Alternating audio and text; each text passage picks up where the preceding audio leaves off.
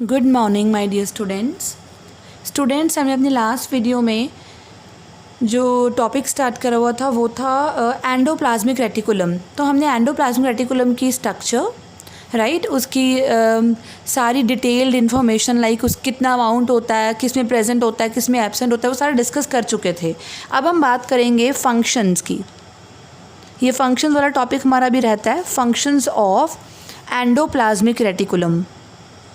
Okay, functions of endoplasmic reticulum।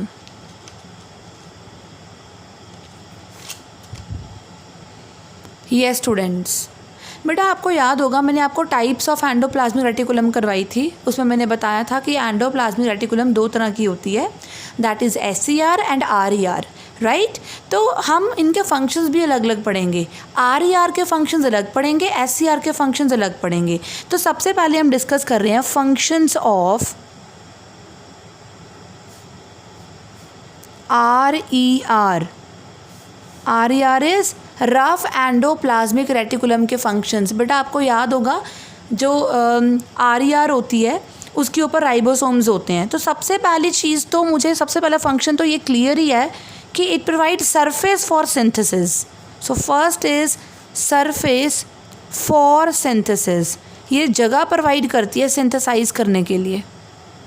क्या चीज़ बेटा आपको पता है ना, प्रोटीन सिंथेसिस होती है, राइबोसोम्स प्रेजेंट होते हैं RER के ऊपर। So protein synthesis done by, we know that it is done by ribosomes. That's why ribosomes are known as protein factories also, right? तो जो वो प्रोटीन्स होते हैं, या तो ये जो प्रोटीन्स बनाएंगे, देखो ये हमारे पास रफ एंडोप्लाज्मिक रेटिकुलम है, उसका मैं एक सिस्टरने बना रही हूँ। ये देखो, ये जो ऊपर मैंने डॉट्स दिखाई हैं ये राइबोसोम्स की हैं, राइट। ये जो राइबोसोम्स प्रोटीन्स बनाएंगे या तो ये ER की मेम्ब्रेन का हिस्सा ही बन जाएंगे, या फिर ये एक्सपोर्ट के लिए रेडी हो जाएंगे। एक्सपोर्ट के लिए मतलब ट्रांसपोर्ट होने के लिए, या तो ये इसकी मेम्ब्रेन का हिस्सा ही बन जाएंगे प्रोटीन, क्योंकि हमें पता है ना कि जो ऑर्गेनेली की मेम्ब्रेन होती है वो भी लिपिड्स और प्रोटीन्स की ही बनी होती है, राइट। तो वो प्रोटीन्स मेम्ब्रेन बाउंड प्रोटीन्स का हिस्सा बन जाएंगे, या फिर वो प्रोटीन्स ये देखो सिस्टरने के ल्यूमन में चले जाएंगे, यहाँ पे चले जाएंगे, और फिर ये ऑब्वियसली वेसिकल्स वैक्यूल्स में पैक होकर एक्सपोर्ट होने के लिए रेडी हो जाएंगे। So I am writing it here, proteins formed may become the part of membrane of ER or become ready for export, or become ready for export, right? Now second point is packaging। आपको याद है मैंने अभी क्या बताया था? मैंने बताया था या तो प्रोटीन्स जो हैं वो मेम्ब्रेन का हिस्सा बन जाते हैं, या फिर वो जो प्रोटीन्स होते हैं वो एंडोप्लाज्मिक रेटिकुलम की ल्यूमन का हिस्सा बन जाते हैं। ल्यूमन क्या होता है? ये अंदर वाली स्पेस में चले जाते हैं और वेसिकल्स में बाउंड हो जाते हैं। सो proteins in lumen of ER are processed and enclosed in vesicles अब इन वेसिकल्स का क्या होगा? इन वेसिकल्स का फेट क्या है? इनकी किस्मत क्या है? इनको क्या होगा? या तो ये वेसिकल्स स्टोर हो जाएंगे साइटोप्लाज्म में,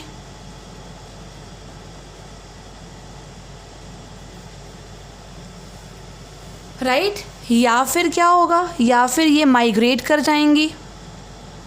कहाँ तक माइग्रेट? To plasma membrane. बेटा प्लाज्मा मेम्ब्रेन के पास जाकर आपको याद है एक्सोसाइटोसिस मैंने करवाया था, वहाँ पे जाके फ्यूज़न हो जाती है। फ्यूज़न होने के बाद देन वो फिर एक्सपोर्ट हो जाते हैं। या फिर ये हो सकता है ये जो वेसिकल्स हैं वो किसके पास चली जाएँ? गोल्गी अपरेटस के पास चली जाएँ फॉर फर्दर प्रोसेसिंग, उनकी आगे और मॉडिफिकेशन के लिए, फॉर मॉडिफिकेशन। सो डिपेंड करेगा कि वेसिकल्स का फेट क्या होगा, किस्मत क्या होगी, वो कहाँ जाएंगे। सो आप देख ही रहे हो कि ये प्रोसेस में प्रोटीन्स को डायरेक्ट करा जा रहा है उनकी फाइनल मंजिल तक, उनकी फाइनल डेस्टिनेशन तक। और इस तरह की सॉर्टिंग को हम बोलते हैं प्रोटीन सॉर्टिंग और protein trafficking. Okay, next is third point is the formation of SER। आप लोगों को ये बात भी क्लियर होएगी कैसे, मैं आपको बताती हूँ। आपको याद है जब मैंने आपको डिफरेंस कराया था, difference between RER and SER, मैंने एक चीज़ बताई थी कि जो RER होती है वो बनती है by the out folding of the nuclear membrane, but SER is formed from the RER by the removal of ribosomes, that's it. तो ये भी तो RER का काम ही हो गया। सो RER give rise to SER. How? By the loss of ribosomes.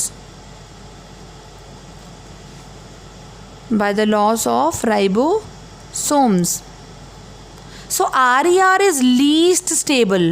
Obviously stable नहीं ना होगी, अपने राइबोसोम्स कभी लॉस कर देगी तो RER बन जाएगी, सो SER बन जाएगी,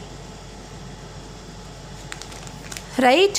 अब next is formation of nuclear envelope. Next point is the formation of nuclear envelope. So let's start now. बेटा आप लोगों को मैंने एक चीज़ बताई थी कि जो RER है वो डिवेल्प होती है न्यूक्लियर इनवेल्प से, बोला था ना, राइट।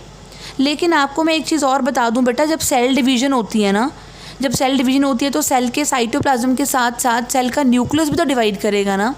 अगर न्यूक्लियस को डिवाइड होना है तो न्यूक्लियस की मेम्ब्रेन, जिसको हम न्यूक्लियर इन्वेल्प कहते हैं, उसको भी टूटना पड़ेगा। तो ये देखो ये मैंने बना रही हूँ अभी स्ट्रक्चर जो है, वेट, ये देखो, ये जो मैं स्ट्रक्चर ड्रॉ कर रही हूँ ना अभी, ये मैं न्यूक्लियस के इन्वेल्प की कर रही हूँ। ये बीच में पड़ा हुआ है DNA। तो न्यूक्लियर इन्वेल्प टूटता है, वो क्यों टूटेगा बेटा? वो टूटेगा इसीलिए, उसका रीज़न होगा, तभी तो क्रोमोसोम सेपरेट होंगे और डॉटर सेल्स में जाएंगे। न्यूक्लियर इन्वेल्प टूट जाता है, लेकिन जब डॉटर सेल्स बन जाते हैं तो तब न्यूक्लियस बन जाता है। ये देखो, ये एक सेल है, ये इसका न्यूक्लियस है, राइट। अब न्यूक्लियस के ने डिवीजन कर ली, साइटोप्लाज्म में डिवीजन कर ली, और सेल्स कितने बन गए? मान लो 2 सेल्स बन गए, हर एक के पास अपना अपना न्यूक्लियस है।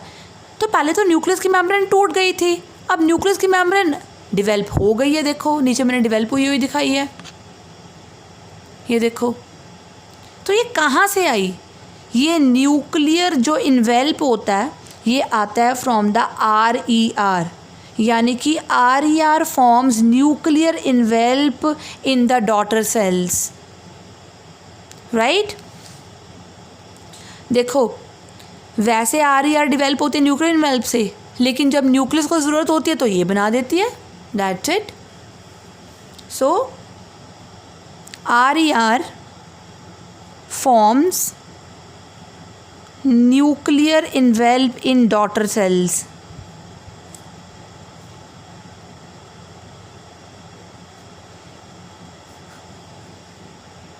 Clear? Right? Next point is formation of glycoproteins.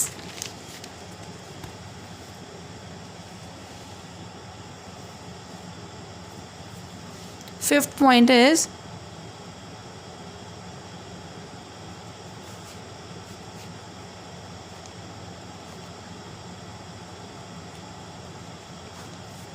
Formation of glycoproteins. बेटा ग्लाइको वर्ड शुगर के लिए, proteins you know that, right. तो अब बेटा मैं आपको बता दूं कि प्रोटीन्स तो बन जाएंगे कहाँ पे? एंडोप्लाज्मिक रेटिकुलम में बन जाएंगे, लेकिन उसको शुगर के साथ अटैच करने का काम होता है गोल्जी का। तो अगर प्रोटीन्स बनेंगे तभी शुगर से अटैच होंगे ना, तभी वो गोल्जी के पास जाएंगे मॉडिफाई होने के लिए। RER बनाएगी प्रोटीन्स और उसकी मॉडिफिकेशन के बाद वो बन जाएंगे glycoproteins. So see, Golgi link protein with sugar, right, and form glycoproteins. So this is the function, these are the functions of RER. Now let's learn about the functions of SER, that is smooth endoplasmic reticulum. It does not have any ribosomes on it.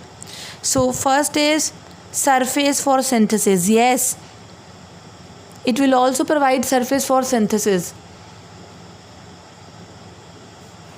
Students मैं आपको बताऊं कि जो RER है वो surface provide कर रही थी प्रोटीन्स बनाने के लिए, लेकिन जो SER होती है वो सरफेस प्रोवाइड करती है लिपिड्स बनाने के लिए. So it provide surface for the synthesis of glycolipids, visual pigments बनाएगी, फॉस्फोलिपिड्स बनाएंगे, फैटी एसिड्स बनेंगे. So it provides surface for the formation of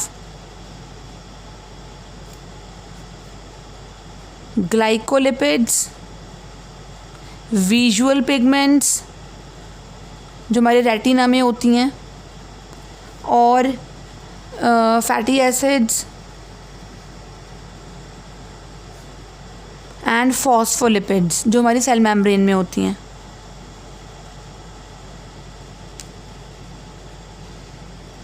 Okay, second is glycogen metabolism. Students, what do you mean by glycogen? Yes, beta, excess of glucose is stored in our body in the liver in the form of glycogen. हमारी muscles में भी store होता है glycogen. Glycogen is actually बहुत सारे glucose के units combine करके बनाएंगे एक molecule, that is glycogen, right. तो जो SER होती है ना, it provide enzymes for glycogen metabolism in the liver cells, right. तो SER provides enzymes for glycogen metabolism, यानी कि ग्लाइकोजन से ग्लूकोज बनने के जो भी एंजाइम्स होंगे, जो भी प्रोसेस होगा, उसमें कौन हेल्प कर रहा है? SER. मैं आपको बता दूं, पहले ग्लाइकोजन हाइड्रोलाइज हो जाता है ग्लूकोज 1 फॉस्फेट में, फिर वो ग्लूकोज 1 फॉस्फेट ग्लूकोज 6 फॉस्फेट में कन्वर्ट हो जाता है, फिर वही ग्लूकोज 6 फॉस्फेट ग्लूकोज में कन्वर्ट होता है, और वही ग्लूकोज फिर ब्लड में आती है. Okay, clear. तो SER provide enzymes for the glycogen metabolism. Next point is detoxification. Third point is detoxification. As a name indicates, detoxification, बेटा हमारी जो SER होती है that is very good in what. बेटा ये जो हमारी बॉडी में लिवर में डिटॉक्सिफिकेशन का काम करती है. हमारी बॉडी में हम कितने कार्सिनोजेंस होते होंगे, या हम खा लेते हैं या हम इनहेल कर लेते हैं. कार्सिनोजेंस जो कैंसर कॉजिंग सब्सटेंसेस होते हैं, पेस्टिसाइड्स जो हम फूड वेजिटेबल्स के साथ खा लेते हैं, उनको हार्मलेस मटेरियल्स में कन्वर्ट कर देती है हमारी SER. So SER causes detoxification in liver by converting carcinogens and pesticides into harmless substances. Okay, so this is about the third point. Now the fourth point is skeletal muscle contraction.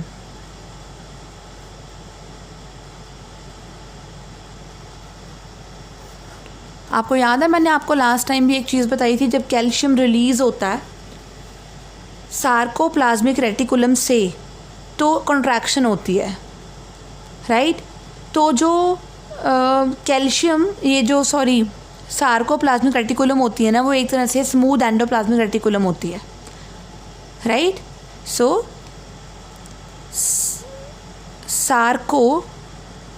आपको याद होगा मैंने बताया था sarcoplasmic reticulum जो है that is special reticulum found in the muscles.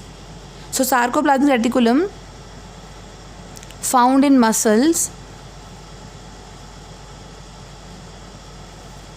is a kind of SCR, that is smooth endoplasmic reticulum. Okay, so calcium जो release होता है इससे वो कंट्रैक्शन कराएगी. So ultimately it help in muscle contraction. तो इसी के साथ ही बेटा हमारी ये जो ऑर्गेनेली है एक वो कंप्लीट हुई, that is endoplasmic reticulum. Right, अब हम बात करेंगे नेक्स्ट ऑर्गेनेली की, दैट इज़ गोल्जी अपरेटस या गोल्जी बॉडी. गोल्जी बॉडीज़ बोलो, गोल्जी अपरेटस बोलो, गोल्जी कॉम्प्लेक्स बोलो, डाल्टन कॉम्प्लेक्स बोलो, इसके काफ़ी सारे नेम होते हैं. राइट, सो नेम अनदर के हैं Dalton complex. For subjective you don't need to learn these names. Right, इसको हम लिपोकॉन्ड्रिया भी बोलते हैं, इसको हम डिक्टोसोम बोलते हैं. ये इंपॉर्टेंट है. डिक्टोसोम किस में बोलते हैं? In plants. So Golgi is known as dictyosomes in plants. Now अब हम बात करेंगे स्टार्टिंग में ही पहले इसकी डिस्कवरी की. हमेशा हम ऐसी बात करते हैं, पहले डिस्कवरी. गोल्जी कॉम्प्लेक्स को सबसे पहले देखा था साइंटिस्ट जॉर्ज ने. So seen by George in the year 1867 और उसको नेम दिया था, named by Camillo Golgi. Camillo Golgi in the year 1898. Right? Clear? तो उसके बाद हम बात करेंगे इसकी लोकेशन की, कहाँ पे लोकेटेड होती है ये. बेटा ये सारे यूकैरियोट्स में है. It is present in all the eukaryotes. लेकिन मैं आपको पहले भी कई बार बता चुकी हूँ बेटा, हमारे आरबीसीज में मैक्सिमम ऑर्गेनेलीज एब्सेंट हैं. और मैं इसका रीज़न भी बता चुकी हूँ. इसका रीज़न होता है बिकॉज आरबीसीज का मेन काम होता है ऑक्सीजन को ट्रांसपोर्ट करना. So it is present in all eukaryotes except mammalian RBCs. Right, even in antherozoids. बेटा आपने पढ़ी हुई है ये चीज़. एंथीरोजॉइड्स क्या हैं बेटा? एंथीरोजॉइड्स हम यूज़ करते हैं मेल गेमीट के लिए. किसके मेल गेमीट के लिए? ब्रायोफाइट्स और ट्रीडोफाइट्स के मेल गेमीट के लिए. और ये किस में एब्सेंट होती है? Antherozoids of bryophytes and pteridophytes.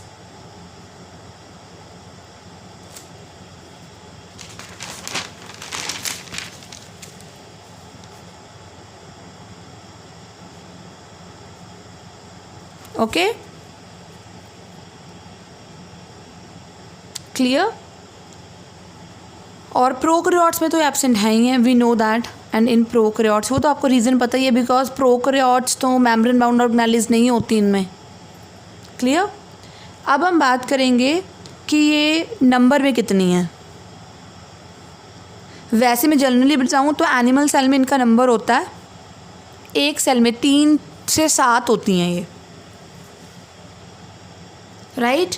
और अगर मैं बात करूँ प्लांट्स की, जैसे कॉर्न की बात करूँ, कॉर्न मक्की, कॉर्न की जो रूट होती है, कॉर्न का जो रूट टिप होता है उसमें होती हैं डिक्टोसोम्स. मैंने पहले बताया था प्लांट्स में हम टर्म यह यूज़ करेंगे गोल्जी के लिए, dictyosomes. So corn root tip has about several hundreds of dictosomes.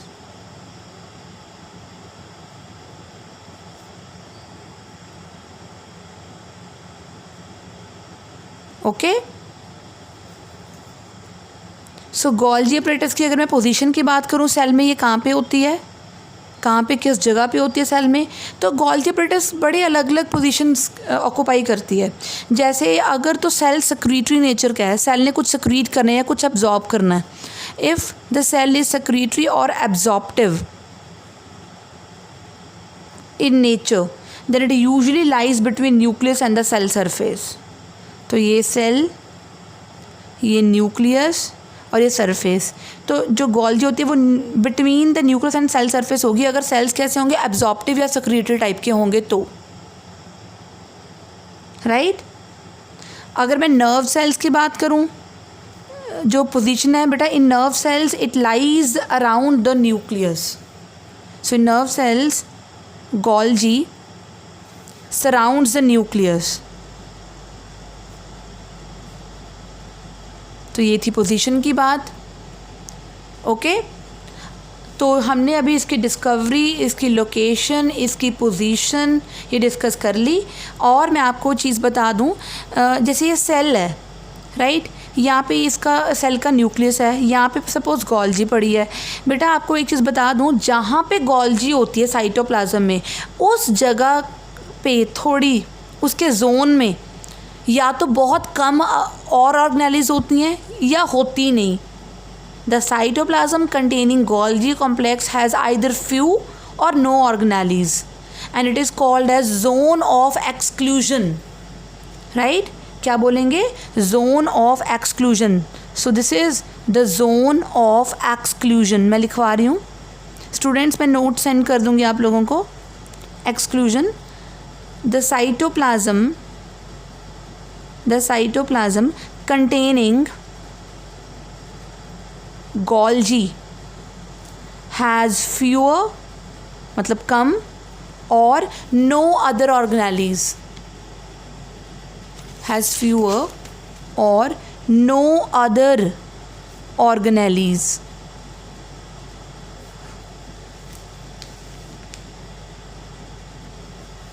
And is known as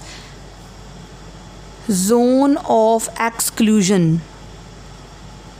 okay अब हम बात करेंगे गोल्जी की स्ट्रक्चर की. Structure of Golgi complex. तो पहले मैं स्ट्रक्चर आपको ड्रॉ करके दिखा देती हूँ किस तरह से इसकी स्ट्रक्चर होती है, फिर हम बाद में डिस्कस कर लेंगे इसमें क्या क्या प्रेजेंट है. सी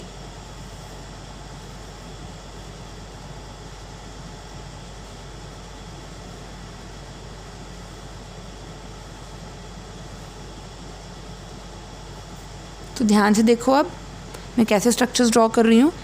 जब टीचर डायग्राम ड्रॉ करता है तो आप ध्यान दिया करो कि किस तरह से टीचर कहाँ से स्टार्ट कर रहा है. So it will be easy for you to draw later on.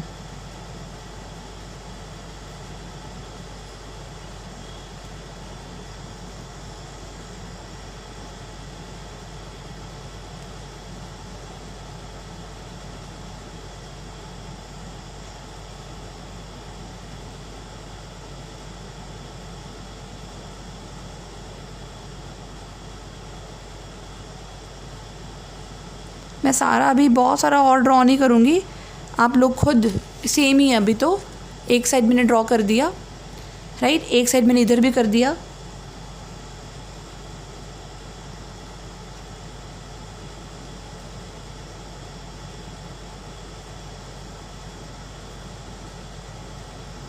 हाँ जी, तो अब सुनो,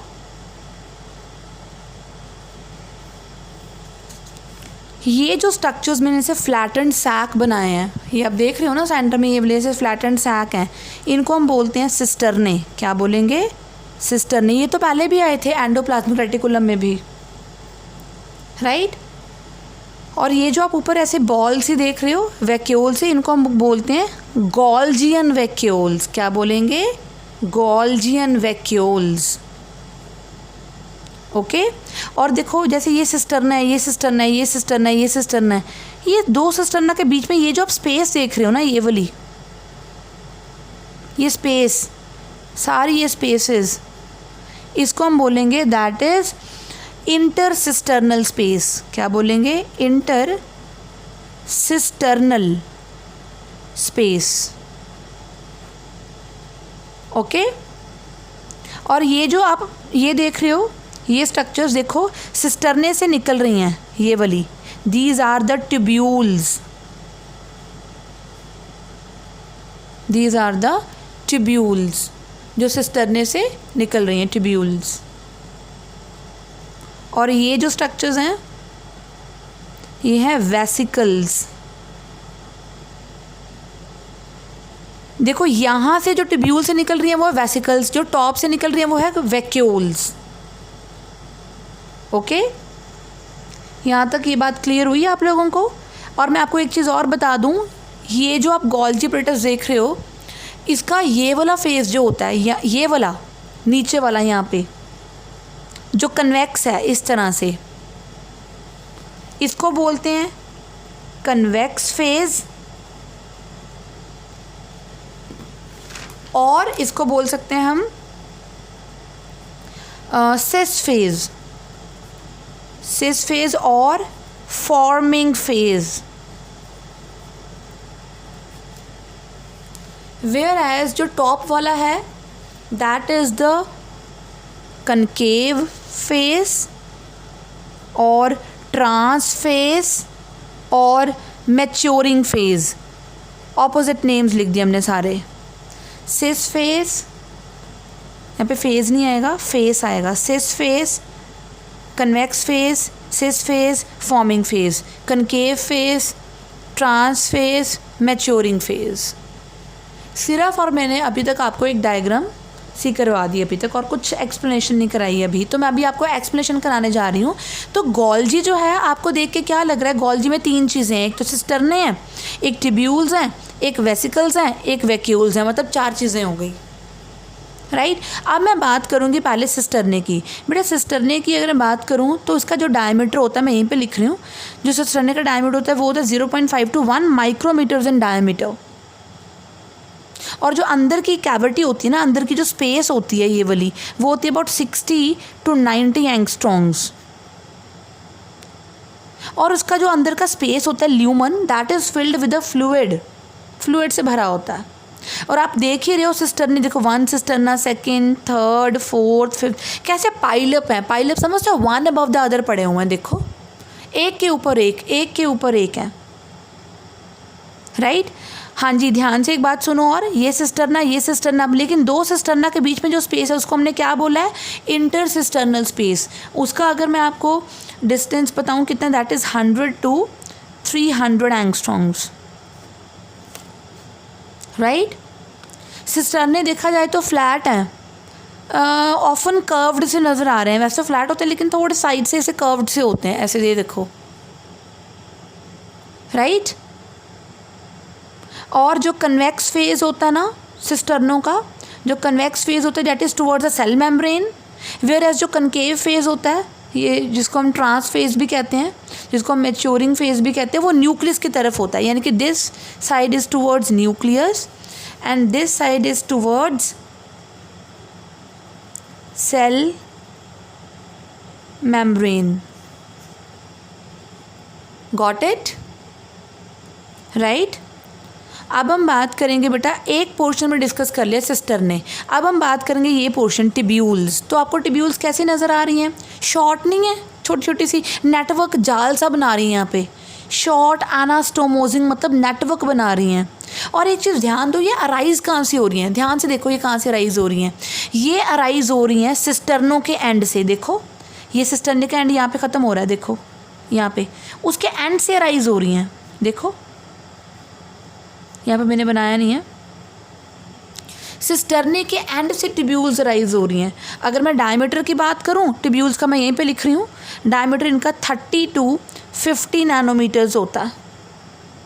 और आप देखो एक चीज़ नोट करो, ये जो टिब्यूल्स हैं इन्होंने डिफरेंट सिस्टर्नों को इंटरकनेक्ट कर देती हैं, ये जोड़ देती हैं। और आप एक चीज़ और देखो, टिब्यूल्स के एंड पे आपको नज़र आ जाएंगी क्या? Vesicles. So tubules eight there and they form the vesicles. यानी कि हमारा 3rd पार्ट डिस्कस करने वाला कौन सा है अब? वेसिकल्स।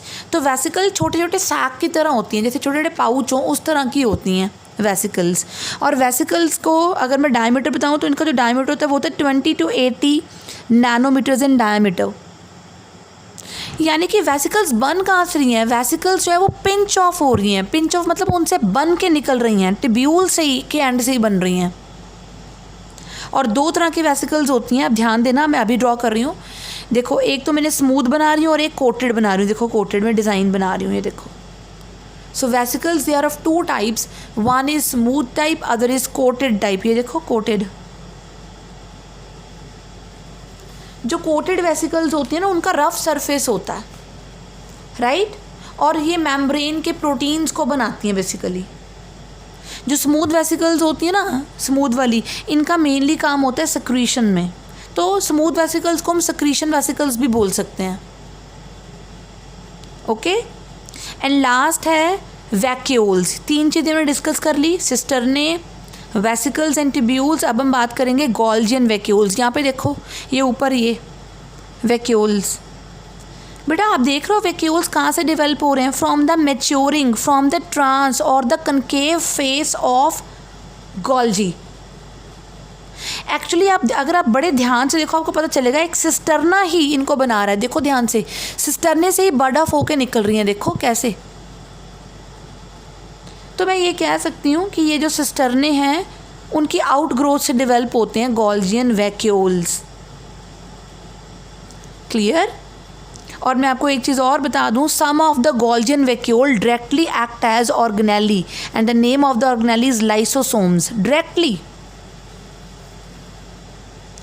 तो अगर मैं गोल्जी कॉम्प्लेक्स के आपको फेजेस के बारे में पूछूं, एक तो सिस फेज हो गया, एक ट्रांस फेज हो गया, बीच वाले फेज को हम मीडियन फेज बोल सकते हैं। क्या बोल सकते हैं? Median phase. Median phase. So students, यहाँ तक हमारा गोल्जी का स्ट्रक्चर हुआ कंप्लीट। अपनी नेक्स्ट वीडियो में हम पढ़ेंगे गोल्जी के फंक्शंस और नेक्स्ट ऑर्गेनेली शुरू करेंगे। Bye bye students.